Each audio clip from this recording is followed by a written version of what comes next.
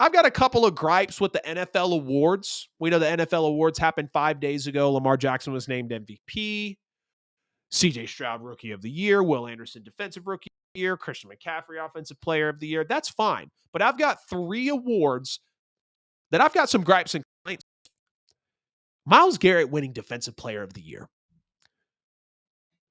Myles Garrett winning Defensive Player of the Year feels like a little bit of moving away from some voter fatigue, because we could have had TJ Watt 3 of the last 4 years win Defensive Player of the Year. We know he got snubbed with Aaron Donald. He won it the year after that. He was injured in the following year where Bosa got it.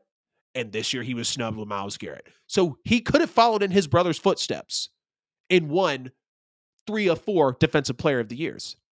He's did something in NFL history that's never been done before.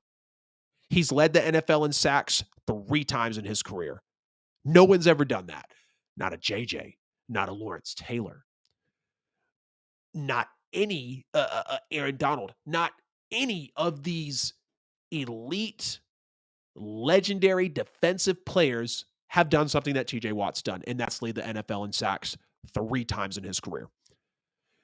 But I don't understand. J.J. Watt had 5 more sacks than Myles Garrett, 14 more pressures than Myles Garrett, 6 more quarterback hits, 6 more quarterback curries, 2 more tackles for losses, 26 more tackles, 15 more solo tackles, an interception to Myles Garrett's none, 7 forced fumbles, 7 forced fumbles, and I think 5 of those. No, it just says 7 forced fumbles. They're not necessarily sure how many were recovered, but he's got 2 more of him, 2 more forced fumbles there. He's got 5 more passes defended, and he's got 1 more touchdown. So we had more, all the categories, more sacks, pressures, quarterback hits, quarterback curries, tackles for loss, tackles, solo tackles, interceptions, fumbles, passes defended, touchdowns. We really could be sitting here talking about TJ Watt, Defensive Player of the Year, 2 of the last 4 if he won it this year, and if he hadn't got snubbed 3 of the last 4 when he got snubbed from Aaron Donald. TJ Watt is an elite, legendary company. We remember him not getting credited for the half a sack where he could have had the most sacks in a season, passing Michael Strahan's record. Apparently he tied it. That's cool. Still a thing within itself. You get to put your name right next to him in the record books. But you still ask the question of why TJ Watt did not win Defensive Player of the Year. To me, it's pretty clear-cut, pretty straightforward. The numbers speak for themselves, and I just think that TJ was a lot more of a dominant pass rusher and game record than Myles Garrett was. No slight to Myles Garrett. He's already in the 100-sack club, if not coming up on it very soon. He has had an amazing start to his career as well, just like we talked about with Mahomes. But I personally believe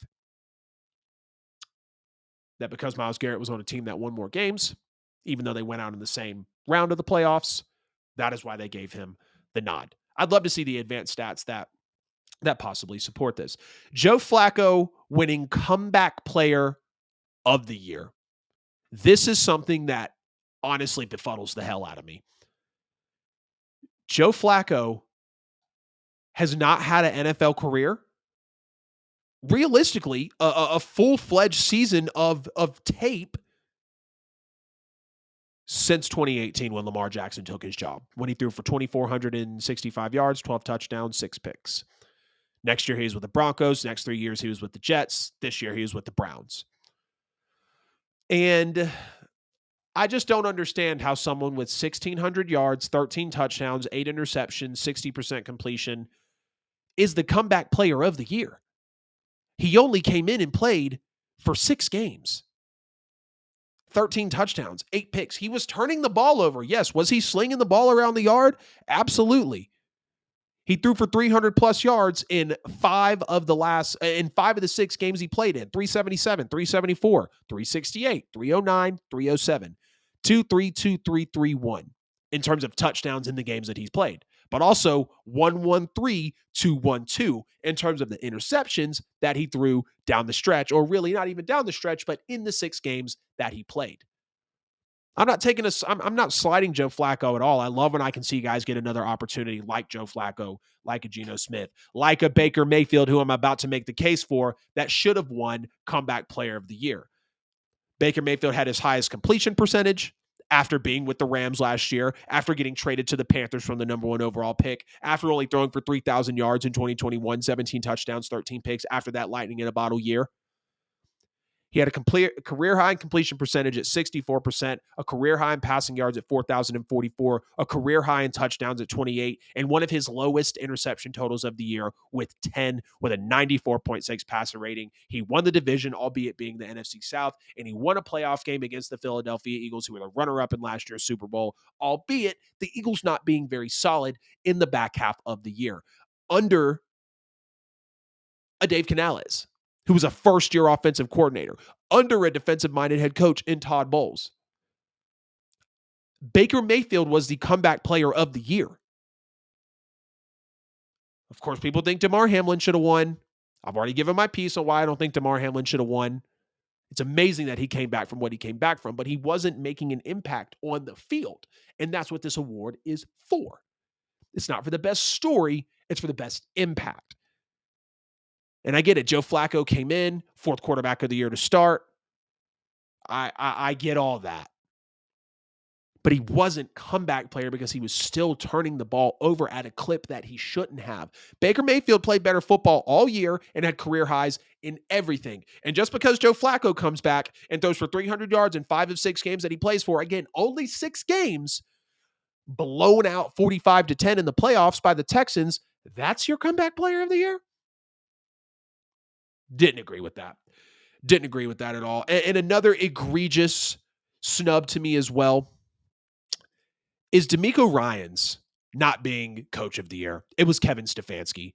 And the claim for Stefanski was the fact that he won 12 games, got into the playoffs with 4 quarterbacks in the year as his starter. And I can get that. I can appreciate that. I respect it. Stefanski's won coach of the year before, so we know he's capable of taking a Browns team to the playoffs with a lightning in a bottle Baker Mayfield, like I just talked about. That was when Stefanski won it, was when Baker caught that lightning in a bottle. And they beat the Steelers. Chad anything as possible had to come in for the Chiefs and make a throw to Tyreek Hill to send the game away and to keep the Browns out of the AFC Championship. Remember, that was a historic Cinderella season type of run that we saw with the Browns. But DeMeco Ryans is the first rookie head coach to win a division with a rookie quarterback, and they won 10 games and they won a playoff game. So it's not even a debate. It doesn't even feel like it's up for discussion.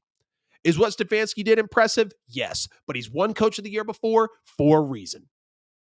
He had a way better roster than the Texans did. The Texans had, a comparable roster for sure. No doubt. But the Texans literally won 3 games last year. They were 3-13-1 and took the second and third players in the draft who respectfully won offensive rookie and defensive rookie of the year. He won a division. He won a playoff game. He won 10 games. He tripled the wins. But that's not your coach of the year? Whatever, NFL. Hands off for me. Those are the only 3 awards that I had some gripes and complaints with. I just really didn't understand how those 3 guys could roll it out. Everything else I was fine with. I totally agreed. MVP, offensive player of the year, the rookies of the year, all of that. I was cool with it. But I had to address these 3 because I really just could not believe that these guys actually came out with these awards over the other gentlemen that I just made a case for.